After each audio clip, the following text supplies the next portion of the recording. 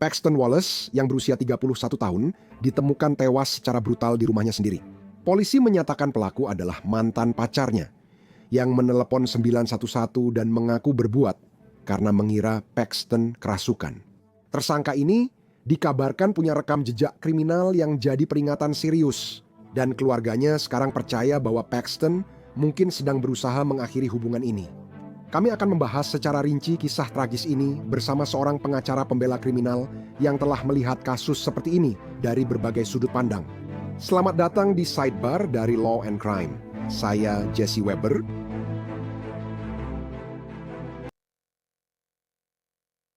Kasus yang sedang terjadi di Phoenix ini adalah salah satu tragedi yang membuat Anda terdiam. Paxton Wallace, 31 tahun ditemukan tewas brutal di rumahnya. Diduga dibunuh pria yang bertahun-tahun bersamanya. Seseorang yang telah diterima keluarganya saat liburan, seseorang yang tampaknya mereka percayai. Polisi menyatakan pacarnya, Jeffrey Rayal, 47, menelepon 911 sebelum fajar dan mengaku membunuh Paxton serta bertanggung jawab atas perbuatannya karena dia katanya kerasukan. Dan di pusat dari semuanya adalah pertanyaan paling menghantui yang muncul dari kasus ini. Sebuah pertanyaan yang jauh melampaui kata kerasukan. Apa yang terjadi di balik pintu tertutup selama berbulan-bulan, bahkan bertahun-tahun sebelum malam itu. Inilah kasusnya. Paxton Wallace tinggal di Phoenix. Menurut keluarganya, dia adalah sosok yang hangat dan stabil dalam hidup mereka. Seseorang yang mencintai imannya, mencintai dirinya, dua anjingnya. Selalu menyempatkan sarapan minggu bersama orang terdekat. Tapi dia sudah menjalin hubungan jangka panjang dengan seorang pria bernama Jeffrey Rayal, seseorang yang menurut keluarganya benar-benar mereka pikir sudah mereka kenal. Mereka mengatakan pada keluarga AZ bahwa mereka liburan bersama Jeffrey dan menampungnya di rumah.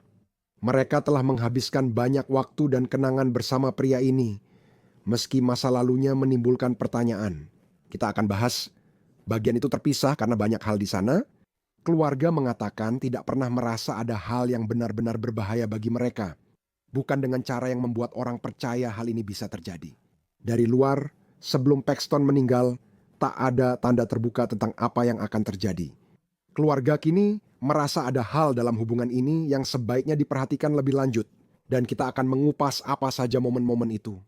Tapi kemudian kita sampai pada pagi hari tanggal 7 November, itu hari Jumat, dan semuanya hancur, semuanya berubah. Menurut rilis dari Departemen Kepolisian Phoenix, sekitar pukul 3.40 pagi, polisi mengklaim mereka menerima telepon dari Jeffrey Rayal sendiri dan dia dilaporkan memberitahu petugas operator bahwa dia telah membunuh Paxton.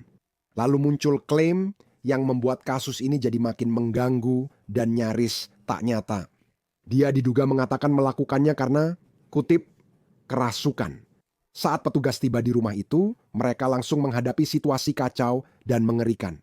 Berdasarkan catatan pengadilan yang ditinjau keluarga AZ, Jeffrey Rayal masih di sana. Dia memegang palu dan salib di dalam rumah. Polisi menemukan Paxton sudah meninggal. Dan inilah bagian yang sangat mengganggu, betapa parahnya luka-lukanya. Saking parahnya dia sampai tak dikenali, itu menurut laporan. Ada sebuah gergaji mesin di dapur, dan gergaji mesin ini dilaporkan berlumuran darah, rambut, dan materi biologis. Jadi pria ini Rayal ditahan. Dia pertama-tama dibawa ke rumah sakit. Setelah itu, dia dimasukkan ke penjara. Dia didakwa pembunuhan tingkat pertama dan ditahan dengan jaminan $1 juta. Kita akan bahas kasus pidananya. Dia tetap dianggap tak bersalah sampai terbukti. Apa bukti yang memberatkan akan kita bahas. Sementara itu, keluarga Paxton dari sisi kemanusiaan telah menyiapkan hari Thanksgiving yang disebut sebagai hari libur favorit Paxton. Mereka tiba-tiba mendapati diri mereka harus merencanakan pemakamannya sebagai gantinya. Sebelum membahas kasus ini lebih jauh, saya ingin menghadirkan seseorang yang dapat menjelaskan makna semua ini dari sisi hukum dan investigasi. Karena banyak yang perlu dibahas, saya ingin memanggil kembali pengacara pembela kriminal Eric Fatis. Terima kasih atas waktunya, Eric. Sebelum kita membahas kasus ini secara spesifik, bisakah Anda jelaskan bagaimana Anda mengetahui seseorang yang pernah berada di kedua sisi? Benar? Penuntutan dan pembelaan. Anda cenderung melihat kasus seperti ini saat pertama kali mendengarnya, karena memang sulit untuk memisahkannya. Kasus ini memiliki sisi manusiawi dan sifat brutal.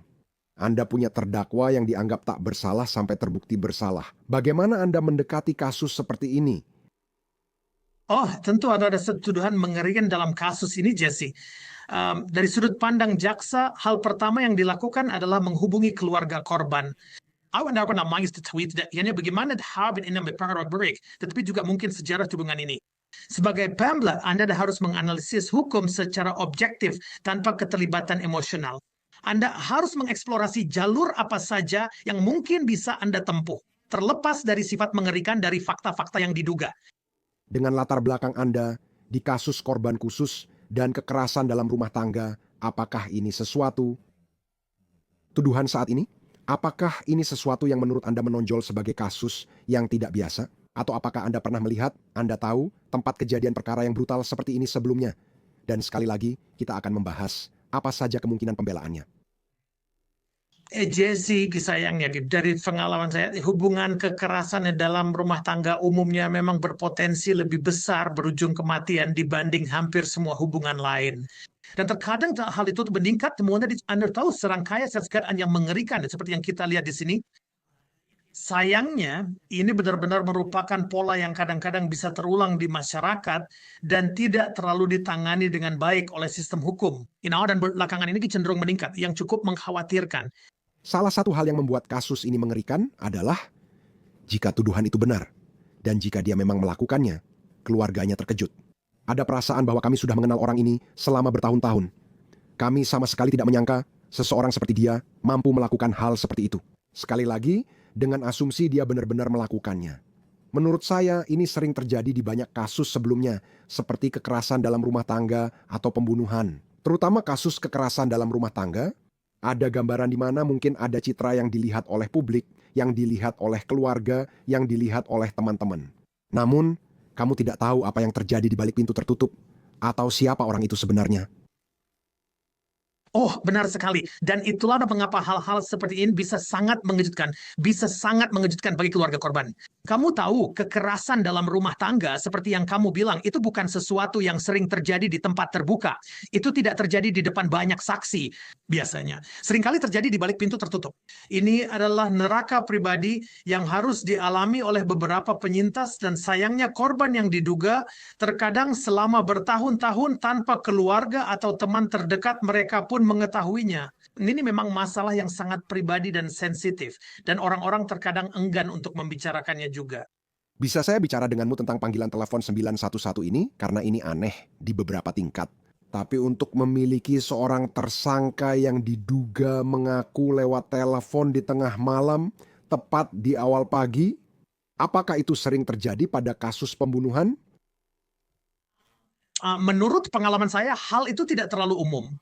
Seringkali panggilan 911 datang dari korban yang diduga orang yang menjadi sasaran penyerangan atau ancaman atau sesuatu yang lebih buruk. Ya, kamu tahu, di sini pelaku yang diduga, jadi di mana pelakunya mengungkapkan apa yang dia lakukan dan mengapa dia melakukannya, menurut saya sangat menggambarkan situasinya. Kamu tahu ini sudah pada tingkat pengakuan yang diduga dan jadi masalah bagi pembela. Sekarang kita harus membicarakan tentang dia yang diduga mengatakan bahwa dia melakukan ini karena dia mengira dia kerasukan. Pikiran saya langsung, oke, ini soal pembelaan gangguan jiwa di Arizona kan? Seseorang bisa dinyatakan bersalah kecuali jika dianggap gila. Jika saat melakukan kejahatan, seseorang punya penyakit atau cacat mental hingga tak sadar perbuatannya salah. Jadi pertama, jika ini adalah contoh di sekolah hukum, kamu akan berkata, oh astaga, mereka membunuh seseorang, mengira orang itu kerasukan, mengira mereka pasti tidak dalam keadaan waras. Tapi menelepon 911 pasti berarti sesuatu bagimu, kan? Mereka tahu apa yang mereka lakukan itu melanggar hukum, mereka tahu apa yang mereka lakukan itu salah. Atau apakah aku tidak memikirkannya dengan cara yang benar? Apakah pengacara pembela kriminal akan langsung merespons hal ini? Kita pernah paham maksudmu. Panggilan itu menunjukkan kesadaran akan rasa bersalah. Kenapa sih kamu mesti berkana polis kalau kamu tidak melakukan kesalahan? Kalau kamu sebenarnya menyelamatkan orang ini dari kerasukan setan. Panggilan ke polisi menunjukkan bahwa dia menyadari kesalahan dari tindakannya. Lalu kamu melihat berbagai senjata ditemukan di lokasi kejadian. Ada artefak lain seperti pazalib dan benda-benda palu, gergaji mesin, semua benda ini bersama-sama menunjukkan hal ini. Ada pemikiran yang dimasukkan ke dalam ini, ada perencanaan yang dilakukan untuk ini. Itu bertentangan dengan argumen bahwa terdakwa tidak bersalah karena gangguan jiwa. Bagaimana mereka mengujinya? Bagaimana mereka tahu itu tidak benar? Pada saat ini, itu bukan terdakwa pidana. Apakah mereka mengalami gangguan jiwa? Itu terjadi pada saat itu. Bagaimana mereka tahu saat itu jika seseorang punya penyakit atau cacat mental sehingga tidak bisa memahami? Apakah tindakan mereka salah? Apakah ini jadi perdebatan di kalangan ahli kesehatan jiwa? Apakah ini berusaha memahami pengamatan petugas saat itu? Berapa lama cacat penyakit mental itu, gangguan mental itu bisa diproses? Sekali lagi, apa tesnya? Ya, jadi biasanya bagaimana cara kerjanya? Jesse Weber adalah pihak pembela jika mereka mengeksplorasi pembelaan tidak bersalah karena alasan gangguan jiwa. Mereka akan melakukan evaluasi kesehatan mental menyeluruh untuk klien bersama profesional terlatih dalam analisis ini. Profesional tersebut biasanya melakukan wawancara mendalam dengan terdakwa, menanyakan tentang apa yang terjadi pada hari itu, apa yang terjadi pada hari-hari, dan minggu-minggu sebelum kejadian ini. Mereka melihat bukti di lokasi kejadian. Mereka mencoba menentukan apakah ada ketidaksesuaian antara apa yang dikatakan terdakwa dan kenyataan objektifnya. Dan khusus mereka juga harus menemukan penyakit atau cacat mental, bukan hanya karena saya sedang mengalami hari buruk. Semacam kepanikan. Jadi biasanya harus lebih parah dari itu. Okay? Lalu jaksa penuntut akan mendapat kesempatan untuk melakukan evaluasi yang hasilnya seringkali berbeda dengan evaluasi dari pihak pembela. Apakah Anda kaget dia langsung didakwa pembunuhan tingkat pertama? Maksud saya, dari latar belakang Anda, faktor-faktor apa yang bisa membuat pihak berwenang atau jaksa langsung memutuskan untuk mengajukan dakwaan itu? Saya pernah meliput kasus lain yang prosesnya tidak langsung. Biasanya butuh waktu untuk mengetahui kejadian sebenarnya. Menurut Anda, apa arti pembunuhan tingkat pertama?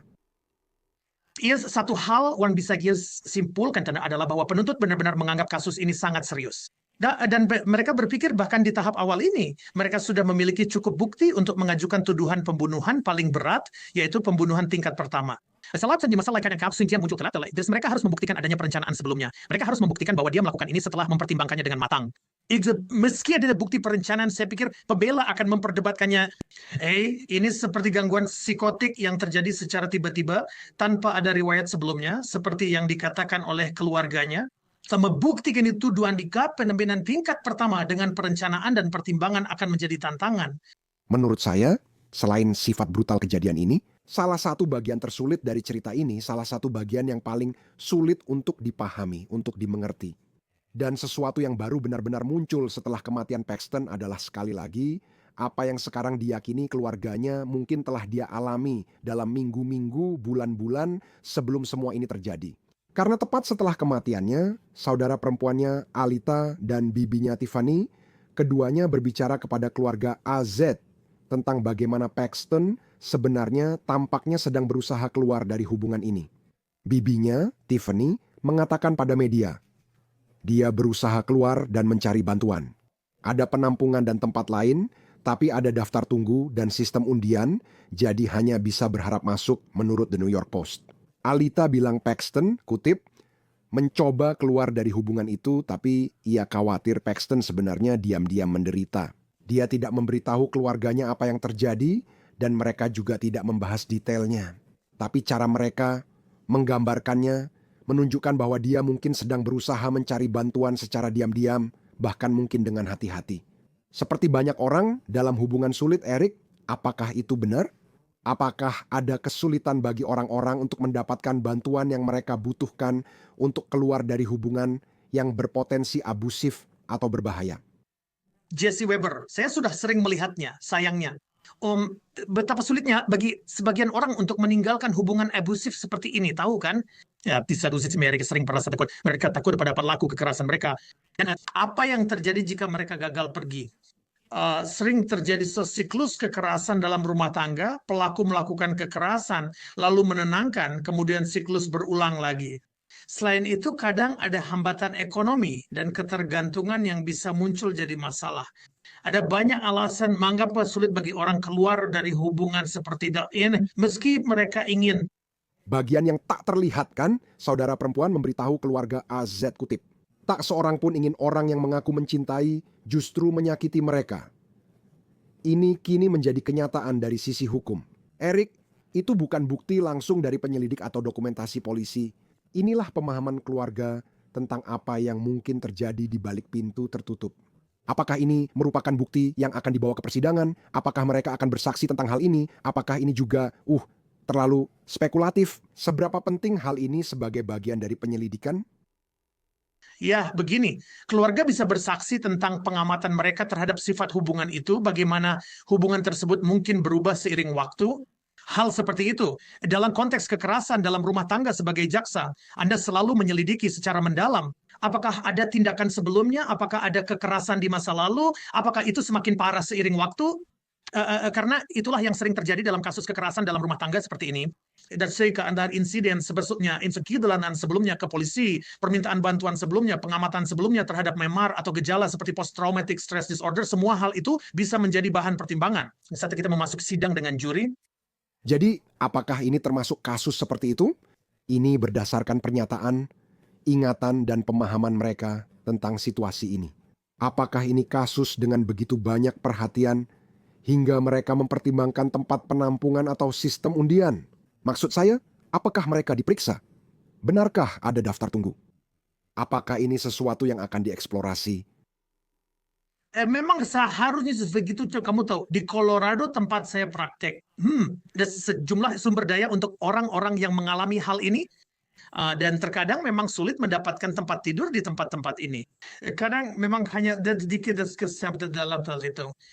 Jadi menurut saya penting sih untuk melihat apakah kita sudah memberikan alat yang dibutuhkan komunitas kita untuk melindungi diri mereka sendiri, agar mereka bisa keluar dari hubungan seperti ini dengan aman, supaya tidak ada yang terjebak, dan semoga saja hal seperti ini tidak pernah terjadi. Saya membahas riwayat kriminalnya karena ini bagian cerita yang terungkap setelah Paxton meninggal. Itu adalah sesuatu yang sebenarnya sudah diketahui oleh keluarganya. Setidaknya secara garis besar, kita akan membahasnya lebih detail di sini. Karena mereka tahu bahwa Jeffrey Rayal memiliki riwayat kriminal, mereka hanya tidak pernah menyangka bahwa itu akan berujung pada sesuatu seperti ini. Namun saat Anda melihat catatan yang ada, meski kita tak tahu pasti apakah mereka tahu detail catatan kriminalnya, Anda mulai melihat pola di sini. Oke, menurut catatan pengadilan, kasus besar pertamanya tercatat pada tahun 2012 di Maricopa County, Arizona. Dan ini bukanlah sesuatu yang kecil atau tidak jelas. Tuduhan yang tercatat adalah penyerangan berat dengan beberapa dakwaan. Sekarang, satu dakwaan berujung vonis bersalah, lainnya dibatalkan sebagai bagian proses. Namun, lebih dari 1 dekade sebelum bertemu Paxton, ia sudah punya catatan kejahatan kekerasan berat. 10 tahun kemudian, pada 2022, dia kembali menghadapi kasus pidana di Arizona dengan beberapa dakwaan. Masalahnya adalah pada rincian tuduhannya. Anehnya, tuduhan-tuduhan itu sebenarnya tidak tercantum di dalam dokumen pengadilan. Salah satu dakwaan berakhir vonis, bersalah Januari 2023 lainnya dibatalkan. Eric, saat melihat hal seperti itu, bagaimana pengaruhnya pada kasus yang sedang berlangsung? Oke? Dan B, seberapa penting hal itu saat menilai risiko dalam sebuah hubungan baru? Jadi kamu membahas 2 hal di sini. A, dampak hukumnya dalam kasus ini, dan B, sebagai seseorang yang punya pengalaman dalam hal ini, apakah ini sesuatu yang pernah kamu lihat? Apakah benar begitu? Apakah itu memengaruhi penilaian risiko pada hubungan baru? Tentu, jadi yang tampak jelas dari catatan adalah bahwa terdakwa ini punya riwayat kekerasan. Ini pernah terjadi di masa lalunya, dia pernah melakukan kekerasan fisik, jadi bagi jaksa itu memberatkan, bukan? Ini bukan sesuatu yang tiba-tiba muncul begitu saja. Bukan suatu kebetulan. Saat pria ini berusia 47 tahun, sesuatu yang ternyata sudah ada di masa lalunya. Dan itu mungkin membuat jaksa mengambil pendekatan yang lebih serius terhadap kasus ini dalam hal menilai sebuah hubungan. Seringkali orang-orang ini mungkin tidak tahu informasinya. Tidak selalu puas dan tutupan menemukan. Kamu sudah tahu riwayat kriminal saya langsung dari tahun 2012. Kecuali kamu memang bergerak di bidang itu. Ya, jadi ketika kamu punya seorang wanita muda yang tidak tahu apa-apa dan hanya sedang mencari cinta, hal itu mungkin tidak menjadi prioritas utama di pikirannya. Dia mungkin tak punya akses ke informasi itu. Hal ini akan terungkap di persidangannya. Jika misalnya dia dinyatakan bersalah, dan saat penjatuhan hukuman, saya membayangkan, atau jika dia naik ke kursi saksi, bukankah dia bisa dihadapkan dengan riwayat kriminalnya sebelumnya? Ada beberapa cara hal itu bisa muncul. Jadi, jika tindakan sebelumnya sangat mirip sifatnya, misalnya jika itu juga kekerasan dalam rumah tangga, jika dia juga menggunakan senjata, jika cukup bermerit, jaksa secara bisa mencoba memasukkannya sebagai tindakan yang sebelumnya dalam persidangan itu sendiri. Jika mamen itu tidak mungkin jika dia bersaksi dan dia mencoba mengatakan sesuatu seperti saya orang yang damai, saya tidak akan bukan sifat Sinclair suka ini. Dan mereka pasti tunggu. Bagaimana dengan tahun 2012? Lihat catatan pengadilan ini, di sini ada tindak pidana penyerangan berat. Nyonya terakhir ini tentu saja bisa muncul pada tahap penjatuhan hukuman. Hakim ingin mengetahui kejadian dalam kasus ini, riwayat kriminal, dan potensi risiko individu tersebut di masa depan. Yes, jika ada kemungkinan untuk dibebaskan yang sepertinya cukup suram saat ini. Dari sisi hukum, sulit memasukkannya ke dalam kasus utama penuntutan sebagai bagian dari undang-undang itu. Jika 2012, karena itu sudah lama sekali, benar? Itu salah satu kesulitannya, kan? Tentu saja, itu sudah lama sekali. Jika Paul INF baru ini terkait insiden tersebut, akan lebih mudah mencoba. Meyakinkan seorang hakim harus membolehkan, tapi saya merasa kemungkinannya kecil. Ya, 2022, 2023 mungkin. Tapi ada satu hal lagi yang ingin saya sampaikan. Kasus ini memang sangat mengejutkan. Masalahnya, ini juga sesuai dengan pola lebih luas yang diamati para ahli di seluruh negeri. Menurut data Dewan Peradilan Kriminal, pelanggaran kekerasan di Phoenix dan kota besar Amerika Serikat meningkat. Angka kejahatan turun pada paruh pertama tahun ini dibanding periode yang sama di 2024. Ada satu pengecualian yang mencolok, yaitu kekerasan dalam rumah tangga, karena tidak seperti kejahatan kekerasan lainnya, insiden kekerasan dalam rumah tangga meningkat sekitar 3%. Apakah Anda terkejut dengan statistik yang naik sekitar 3%? Itu jelas mengkhawatirkan. Jesse, ini bukan arah yang kita butuhkan sebagai masyarakat. Dan Anda tahu, Anda melihat kasus kekerasan dalam rumah tangga dibandingkan dengan perkelahian di bar atau semacamnya. Dan dalam konteks kekerasan dalam rumah tangga itu bisa bersifat siklus, bisa berulang, itu bisa kejadian ini berulang. Sementara Anda penyerangan di bar karena perselisihan biasanya merupakan peristiwa terpisah. Jadi dari sifat dasar konteks kekerasan dalam rumah tangga ini memang masuk akal jika ada risiko tren meningkatnya kejadian ini terjadi lebih sering, berkali-kali. Saat kita mencapai tingkat mematikan seperti ini, kita sebagai masyarakat harus berupaya melakukan intervensi. Saya tidak bisa memastikan ini karena tidak melakukan studinya dan tidak tahu banyak statistik atau aspeknya. Saya rasa sisi positifnya, mungkin jika mereka mengatakan ada peningkatan kekerasan dalam rumah tangga, yang mana itu sangat buruk. Sisi positifnya, mungkin lebih banyak orang melapor. Salah satu masalahnya adalah, hal ini tidak dilaporkan, orang-orang menderita diam-diam tanpa menyebutkannya. Satu-satunya cara mereka tahu statistik ini naik karena lebih banyak orang melapor, dan itu hal baik. Apakah saya memahaminya dengan benar? Itu menjadi faktor yang berkontribusi pada statistik yang kita lihat. Karena seperti katamu, ini terjadi secara tertutup. Sering orang selalu enggan memberitahu keluarga atau mengungkapkan di masyarakat bahwa mereka jadi korban orang yang dicintai. Mereka tidak ingin berpotensi menjadi sasaran kritik atau ejekan atau pemeriksaan silang yang keras di persidangan. Ini adalah proses yang tidak menyenangkan bagi siapapun yang maju untuk melapor. Tetapi fakta bahwa semakin banyak orang yang melakukannya, itulah satu-satunya cara kita dapat menilai sifat dan tingkat keparahan masalah ini dan kemudian mencari wawasan serta jawaban tentang bagaimana mencoba menyelesaikannya. Sekarang, izinkan saya akhiri di sini. Saat keluarga Paxton masih memproses tragedi ini, mereka telah membuat sebuah GoFundMe yang ingin kami tampilkan, dan itu adalah GoFundMe. Itu dibuat untuk membantu menutupi biaya pemakaman dan pengeluaran lainnya. Begini cara mereka menggambarkan Paxton di kutipan GoFundMe ini. Mereka menyebut dia sangat cerdas, tidak egois, dan cantik. Paxton tangguh dan punya banyak impian yang belum tercapai. Dia jelas telah berjuang untuk hidupnya. Tak terpikirkan orang yang kami terima di rumah dan keluarga justru mengambil seseorang yang sangat berharga dari kami. Dia berjanji kepada kami bahwa dia akan menjaga dan melindunginya. Namun pada akhirnya, setelah bertahun-tahun mengalami kekerasan dalam rumah tangga, dia justru mengambil nyawanya. Dia telah ditangkap dan kami akan berdiri sebagai keluarga untuk memastikan dia mempertanggungjawabkan kejahatan ini. Kami sangat menghargai doa, dukungan, dan bantuan yang diberikan. Terima kasih banyak Eric Fatis atas waktunya. Saya sangat menghargainya. Untuk berada bersamamu. Dan itu saja yang bisa kami sampaikan untuk Anda saat ini di Sidebar. Semua, Terima kasih banyak sudah bergabung bersama kami. Seperti biasa, jangan lupa berlangganan di YouTube, Apple Podcasts, Spotify, atau platform podcast lainnya. Ikuti saya di X atau Instagram. Saya Jesse Weber, sampai jumpa.